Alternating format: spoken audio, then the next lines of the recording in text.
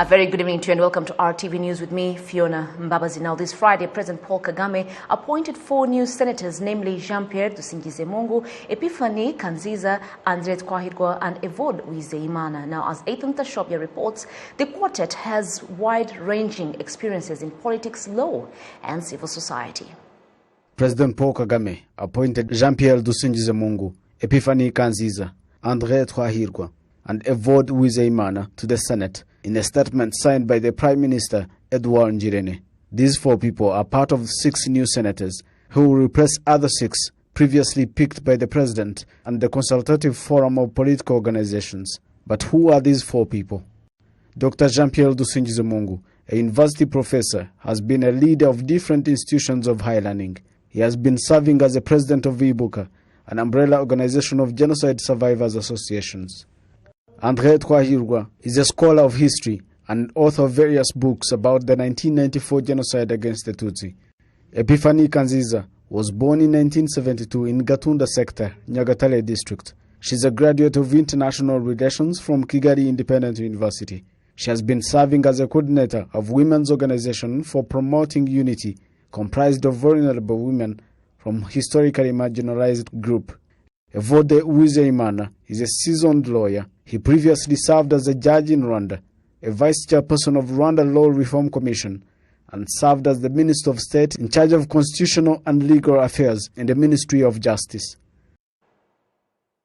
Now, Evode Uwizeyimana has said that his nomination to the Senate by President Paul Kagame has evoked emotions of gratitude. During an exclusive interview with RBA, the former state minister says that his past experiences have taught him immense lessons about humility and deep reflection about his journey in politics and serving his country.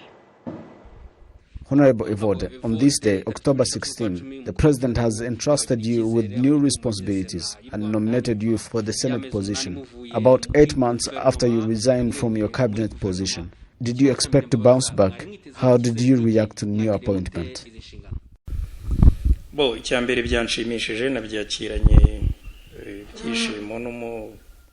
Well, I'm really happy with the appointment. The appointment has evoked emotions of gratitude because I wasn't expecting it. However, people should not be defined by their mistakes. Even though I do not condone mistakes, people should be defined by how they address their mistakes. My resignation is public knowledge. It is now in the past. I know the President as a forgiving leader. I'm not encouraging people to make mistakes. In the past, some leaders made mistakes and instead turned against the government that had reprimanded and held them accountable. But when I change for good and forever. For good and forever. Ndavuga ngo ibyo bita abandi bita ngo nukuvuga ibuzimu kagibuntu rumwe mu bantu barindwi bagirira ikizere cyo kungana inteko ishinga. You are among the 7 members of the Constitutional Review Commission in 2015. What do you intend to bring to the Senate? Cyangwa se umusanzu muzanye muri Sena niki? Icyambere nuko nzi neza inshingano za Sena. First of all, I fully understand the responsibilities of the Senate, as stipulated by the Constitution of the Republic of Rwanda and the organic law governing the Senate. I'm aware of the task at hand, and I know this is something that you do not do alone, but rather with the help of other people. I'm ready to commit my willpower and knowledge to serve, especially knowing that I'm among the youngest people nominated to the Senate.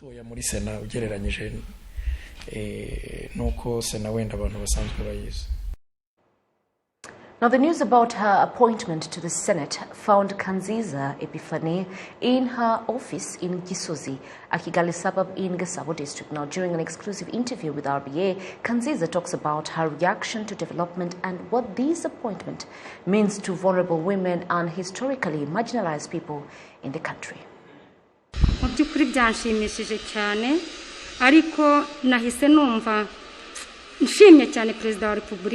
To be honest with you, I am very happy.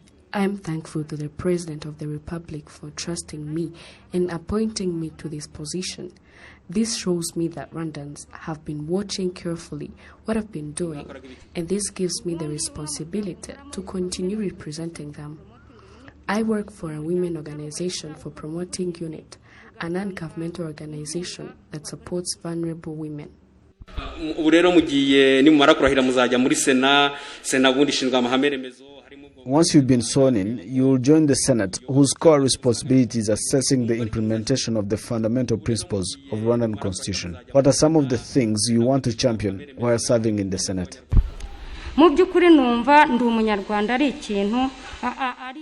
think Ndi Umunyarwanda is a good principle that should be supported to promote the unity of Rwandans.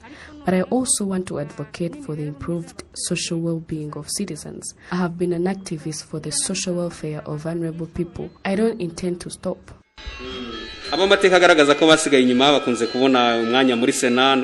You are classified among historically marginalized people. Much as there have been similar appointments in the past, what does this appointment mean to you?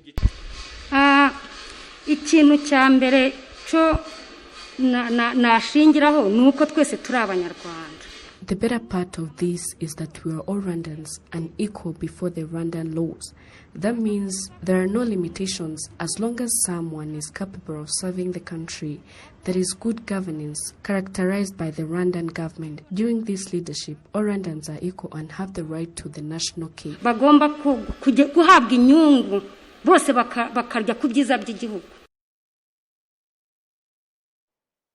Officials in the Ministry of Agriculture have urged the youth to take interest in agriculture, for it has many chances to boost the development by creating job opportunities. Agricultural investors also say that their lives have changed because of engaging in this sector. Gisèle Mugoneza with the details. Dominic Savio Imbabazi decided to conduct research on organic fertilizers to be used in agriculture. He says that he gets organic fertilizers in 1 week by mixing waste with snails. Dominic has greatly benefited from this research. Saying this a lot is a challenge because I started this business from nothing, literally. I picked deposited wastes from the market and I started doing this while still in the university. But it turned into a good business. I work with many markets because I can earn 10, 20 or 30 million. Sometimes I earn 200,000 Rwandan francs daily. It depends with the work I'm doing. Dominic serves organic fertilizers to farmers in northern Rwanda, and there are no other mixed chemicals that can negatively affect the soil. On the other side, some youth say that having no capital limit them to invest in agriculture.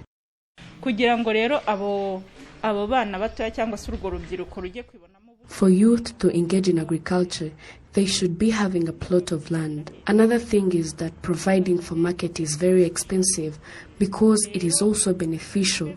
Sponsors should take interest in agriculture-related matters. Agriculture experts have said that the farmers should be more careful because of the fact that using too much fertilizers is harmful to the environment as well as to people's lives. We have to think that if using industrial fertilizers won't bring trouble while trying to return back to organic fertilizers like other countries. For example, in the United States, they used industrial fertilizers and it destroyed their soils. Ours is not yet destroyed. That is why youth should work on it. The Ministry of Agriculture and Animal Resources helps youth that want to engage in agriculture while preserving the environment. Currently, 160 youth projects have got assisted. Jean-Claude Msabjimana, the permanent secretary in the Ministry of Agriculture and Animal Resources, has asked the youth to change their mindset and engage in agriculture. The government has put a system to access loans for agro-businesses and business startups, like BDF. That is for young people that have collateral problems. There are other facilities they get because of how we know their capabilities. We do that to build hope, ideas and ability to work among the youth so that agriculture can be elevated. Comprehensive Africa Agriculture Development Program expects that youth should have 30% of the agricultural job opportunities. The Youth Agroecology Summit that is being held in Kigali is discussing on the role of youth in modern agriculture that preserves the environment, as well as avoiding air pollution, where 70% of the African residents rely on agriculture for living. Now, this Friday, a book named Sindi Muto Wokutagira Umumaro has been officially launched via online with an aim to encourage the youth to play a role in the country's development as well as preserving what has been achieved so far. Sindi Muto Wokutagira Umumaro Urubyiruko Imbaraga n'Ubukungu by'u Rwanda is a book that has 203 pages, co-authored by Dr. Claude Rusibana and Honorable Prote Musoni, the chairperson of the Pan-African Movement Rwanda. This book was launched virtually in order to abide with measures to fight COVID-19. These authors have said that the country's vision became their pillar in writing this book. It is a wide book where anyone reads and picks something to keep and use. We'll be having another country in 2050. The youth should be well prepared in order to place their country where we wish to reach, and here are the requirements.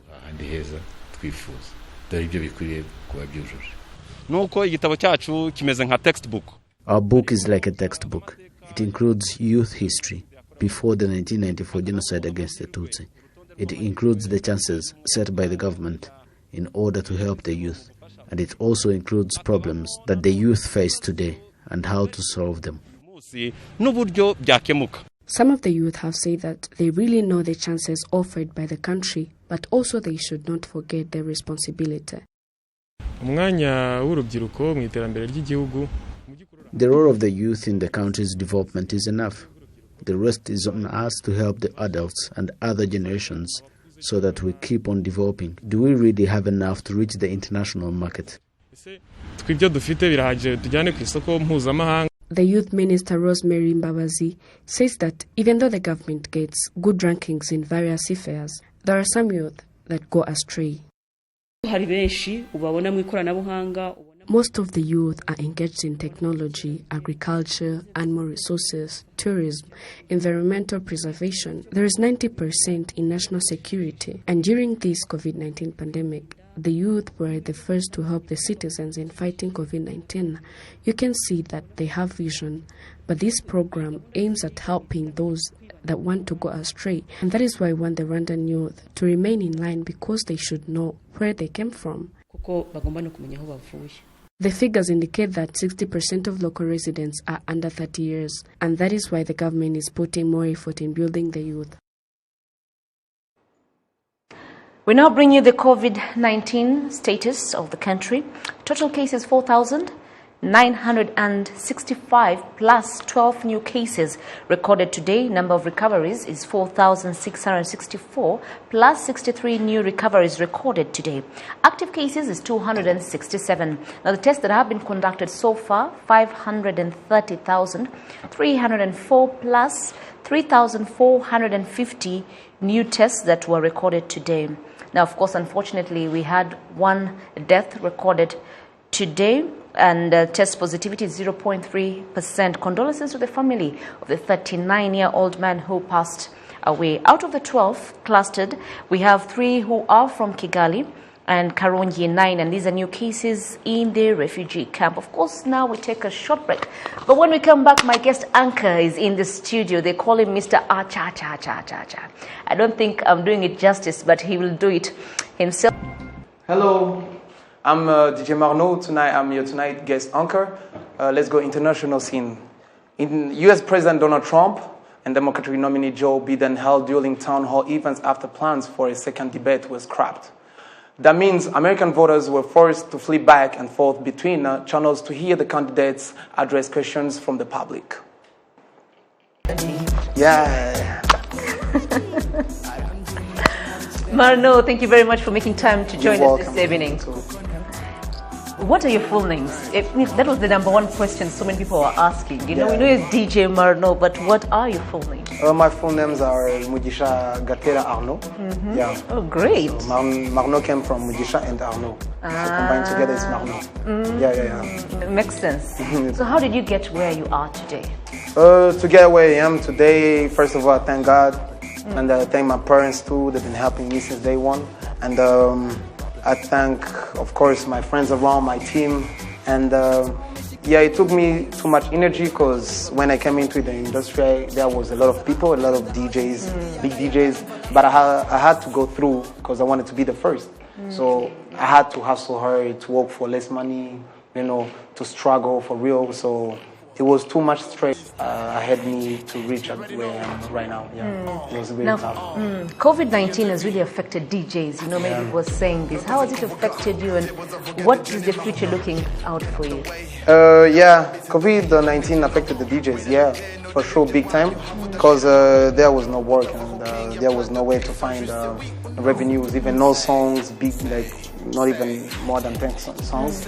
So we tried to survive with the savings we had, and also we think with enough time we had to rest and to think what's next, what's coming. So whoever had a plan, so he had the time to analyze it. So I think after COVID, they are ready to bring the real entertainment to Rwanda. You're ready for this? We are ready. So if you're not a DJ today, what would Marno be? I've been dreaming about being a doctor. Yeah, so that's why I even studied biology and mathematics in high school. So I always think about being a doctor. You think you'll divert one day? I think I'm a doctor of, people want to be entertained. Yeah. The Dream Team DJs, is it still alive? Is it still on, Yeah, it's still alive. Dream Team is still alive. Me and DJ Toxic and Jules and Karim. And we still consider Mila inside since we lost him. So even at midnight is her daughter's birthday. Yeah, so he's still part of it. Yeah, we're still together. Dream Team is there. It's gonna be there until Absolutely, we still celebrate the legacy of who Mila was today, and forever. From singing, you're now rapping. We're seeing you rapping in your new song. You're also rapping with Bushari. Tell us more about this. Yeah, it was. I can say it was easy. It was an easy thing I've ever tried, because I was able to write, because normally I do jokes. I like to talk a lot. So it was easy to write, and then with the vibe, I really thank Davidenko. He was the one to introduce me to the rap game.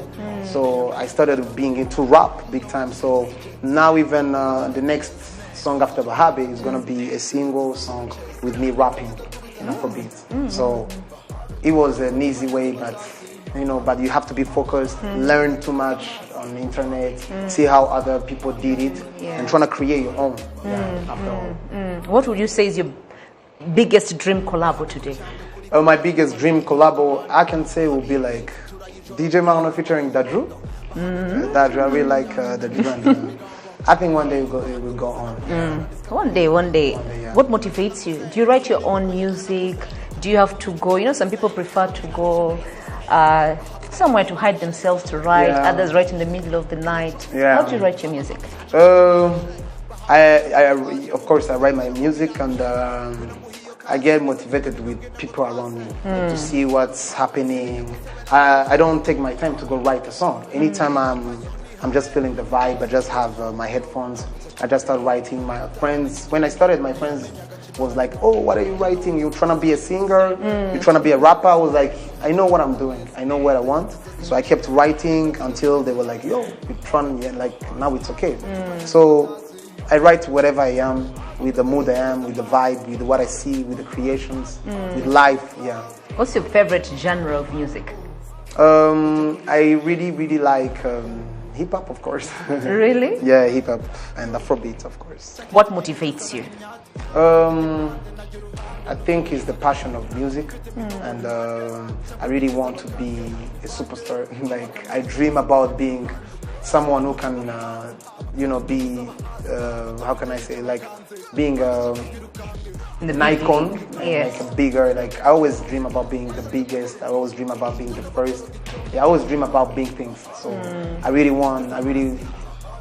will appreciate if I become big, and that's my dream. Yeah. To your fans, to our viewers who are watching, to the young people, the younger generation, your generation probably, looking at you and thinking life is so simple, who look at you and say, maybe I should sing just because I'll become famous like Marno. Yeah. What would you tell them? Not really. I don't look for after famous only, and I always think I do like money, of course. So if you really think you're coming, if you really want to be a singer or a DJ, always think about your family, think about the people you left behind you. So because they always look at you. So if you just become famous and you don't bring a meal to your family, that's I don't think you'll be happy. So always think about your future, think about what you really want. Of course, being famous is good, but always think about what's my income, what do I have on the table. Because of course you're also a businessman, Is Of it course. easy? Yeah. Hey, yo, ladies and gentlemen, allow me to introduce my way. Quick one. I go by the name Mr. You already know. Hey, yo, Devi. Woo! Notuzi kuvuga, zibuza vuge DJ ni Marno. Get up the way, now ura busy duhuye na mikino. Wirebe byino, urebe byiwanyu, havuga shira nka wino. Utava hoping ya pas de question, juste c'est oui ou non, c'est tout. Say.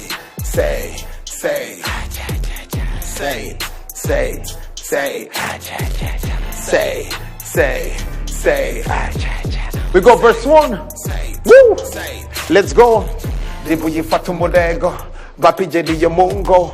Bibazo kombigenza, bati cyacana kirabana. Bakubitiye reka turya show, bunyura habana bakavugishwa.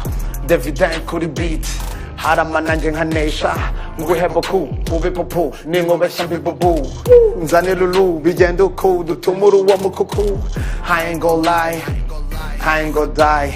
I really know this game, I swear to God, I ain't go down. Let's go! Woo! Debuza vuge DJ ni Marno. Get up the way, now ura busy duhuye na mikino. Wirebe byino, urebe byiwanyu, havuga shira nka wino. Utava hopinga pas de question, juste oui ou non, c'est tout. Say, ah cha cha cha. Say, ah cha cha cha. Say, ah cha cha cha. Say, woo, verse 2. DJ Marno. One other famous thing that people know you about is dancing, and they said, Fiona, he should not leave, the studios before you give us a test. Of course. Maybe teach me some few moves, eh? Yeah, sure. My director, give us a good music, the one he can dance to, and then he'll lead us the way.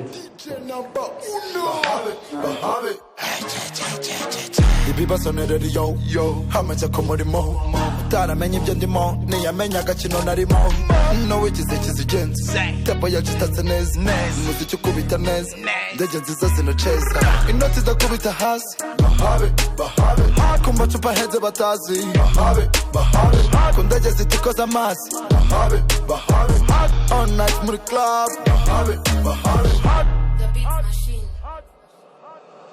Bahabe ku cyangwe kuri colère ndamanuka nka komando. Bahabe iyo beat turayijoro tumeze nka barayirondo. Bahabe demarche bushido yaje nanjye nkubita imirongo. Bahabe ku bantu uzana wese arariska kuri gabango.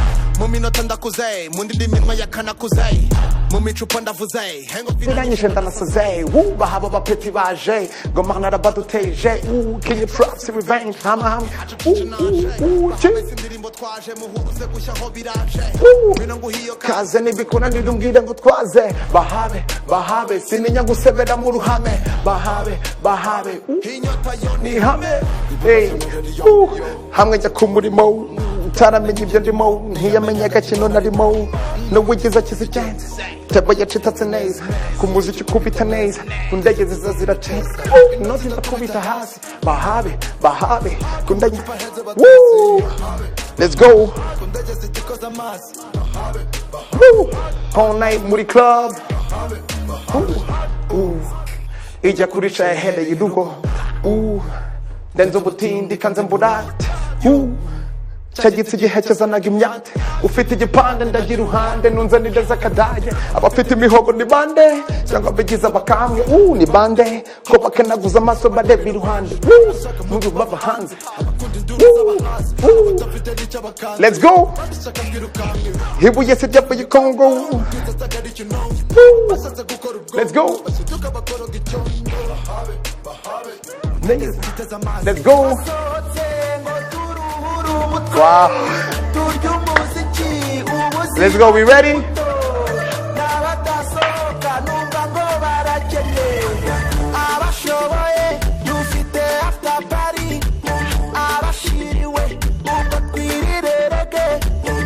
DJ Marno ni pesa sabiti.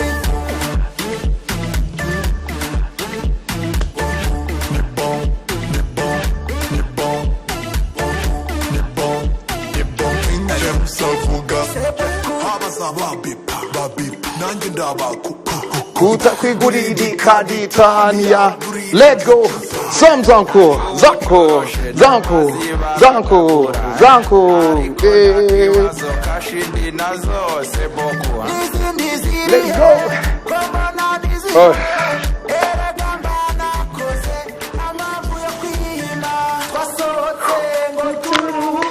Let's go. Umuziki ubuzima ni buto n'abadasohoka numva ngo barake.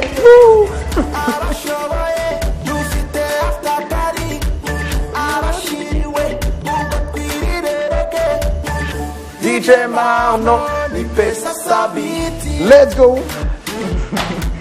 DJ Marno, thank you. Thank you very much for joining us. And of course, you're a whole package. You can dance, you can rap, you can sing. Yeah. All the best, man. More to all come. the best. More to come. More to come. Well, that's all we had time for this evening. Thank you very much for joining us. And as usual, every Friday we'll be giving you your guest anchor. Keep suggesting who you want to see on the show. And of course, let's keep it entertaining for you. My name is Fiona Mbabazi. Have yourselves a lovely evening. God bless. And of course, keep safe. And remember, together we can flatten the curve.